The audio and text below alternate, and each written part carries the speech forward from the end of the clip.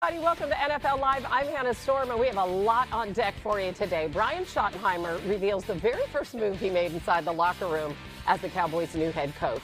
Plus, the Giants move back into the first round to draft Jackson Sharpe. Dan Graziano is along to explain why the G-men are not treating training camp as a quarterback competition.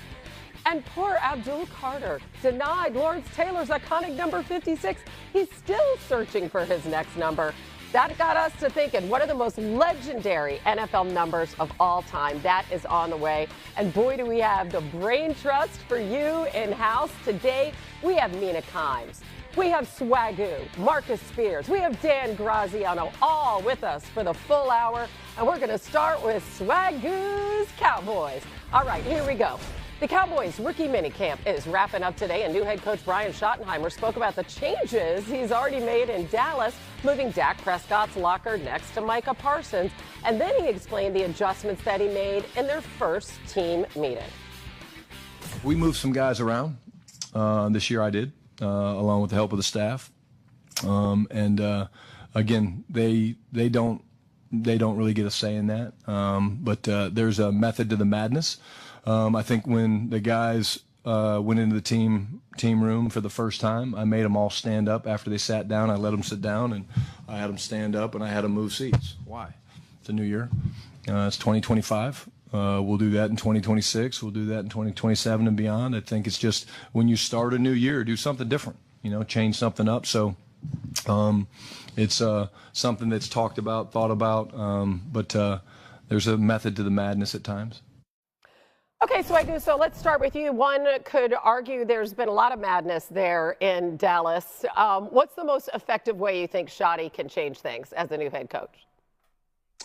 Yeah, I think building a culture and trying to insulate this locker room away from all of the things that go on revolving around the Dallas Cowboys, Jerry Jones, the media attention, all the things that transpire that are very unimportant to actually winning games on the field. And I'm actually a byproduct of this. Like, Bill Parcells had strategic ways that he placed lockers. He put a lot of veterans by each other. He put leaders by each other. Sometimes he would put veterans by young guys who had to contribute that particular year. So whatever Brian Schottenheimer method is, hopefully is something that's going to create a culture where the outside influences can't infiltrate that. Dallas is unique in that way, where you almost got to make this the coaching staff in the locker room against everything else as far as attention goes, so you can strictly focus on football and be one group trending in the same direction and let the madness go on the outside. I think, Swagoo, to that point almost, like the key aspect of the Brian Schottenheimer hire as head coach for Dallas is that he's not coming in from the outside. He's part of that culture, right? Like he's for better or for worse, like he's been around and he knows how things work there. And so when you come in and make changes, if you're the new guy and you're coming in from somewhere else, it's possible that the players react in a way like, hey, who's this guy think he is? Not so in this case, because they already know Brian Schottenheimer.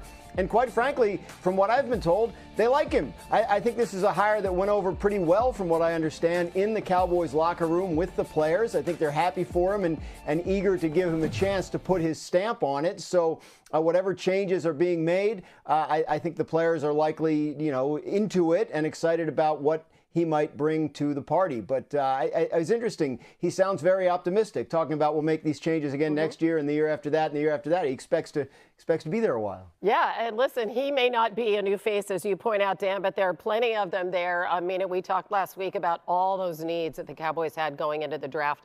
Did they address their most important ones? Yes and no. I'm really torn on this draft class. Marcus and I were watching the picks come in together and saw that, because I actually like a lot of their picks, right? You start with Tyler Booker. Guard was a need, and they have such a good track record when it comes to drafting offensive linemen. Donovan Izaraku out of Boston College, a very technically refined, productive pass rusher, also a need opposite Micah Parsons, who's about to get paid. And then I really love the addition of Siobhan Revel Jr., who's a cornerback out of East Carolina, who I really think would have gone a lot higher had he not been injured last season. Again, cornerback, also a need. But I don't know how they came out of this draft without a single wide receiver. That was perhaps the most glaring need of all of them, maybe outside of running back. And I do wish that they added some help not just for Dak, but someone to take a little bit of attention off of CeeDee Lamb. Amari Cooper is still out there as a free agent, so that's someone I would keep my eye on. But, yeah, it's kind of a mixed grade for me, Hannah. Yeah. MK, you know, we were sitting in the hotel lobby, the wonderful Residence Inn in Green Bay, and we were going through these picks and trying to decipher, you know, what was the need. Shout out to, first of all, phenomenal. Very nice people, took very good care of us. But the Tyler Booker thing for me was more about, obviously we talked about the potential of having to replace Zach Martin, and usually offensive linemen, especially the ones that Dallas draft, they become stalwarts. They play a long time. They've been tremendous in that area of drafting guys. But to Mina's point, we were all sitting there at 12, like, are they going to take Ted McMillan, the wide receiver out of Arizona, if he's there? And Carolina traded up and took him. And I have some ideas now, after the draft, that was a thought. If he was available, that he would be a guy that would hold significant weight between the two, whether we would go O-line or offensive playmaker. So to your point, it's going to have to happen through free agency. They're going to have to find a young diamond in the rough. And they also traded for a young wide receiver out of Carolina last year, and it made everybody scratch their heads, but seemingly high on him. Yeah, I forget his listen, name. they didn't even average 21 points a game last year, so they have to do something offensively. No. That was their fewest in a season since 2015. Of course, Dak is healthy and coming back. I know it did. I'm sorry, Swagoo. I didn't mean to hurt you. Meanwhile, in Baltimore, where they're wrapping up rookie minicamp as well, John Harbaugh spoke yesterday. He couldn't help but rave about their first-round pick, safety Malachi Starks out of Georgia. John, what do you hope that Malachi can not only learn from this offseason, but also the safeties in your room right now, Kyle Hamilton and Darius Washington? Right. Well, yeah, I hope he learns how to be like an all-pro. I mean, that's kind of what you hope. I mean, you hope for the best. And plan for the best too, I guess. I mean, I expect him to do really well. You know, he's our first-round pick. A lot to whom much is given, much is required, and nobody understands it better than him as a young guy. Really impressed with his maturity. He broke the huddle today. That's not an easy thing to do your first time. So, so far so good. All right, so he could break the huddle. Yay, good start. Mina, good secondary too. What does he bring to the table? A lot. Opportunity. So this was like a really chalky pick to the Baltimore Ravens. People thought it was very likely to go there, and it was for good reason. Last season, Marcus remembers we talked about this so much, the Ravens basically saved their season halfway through by moving Kyle Hamilton to free safety full time, which sort of stopped the bleeding in the pass defense.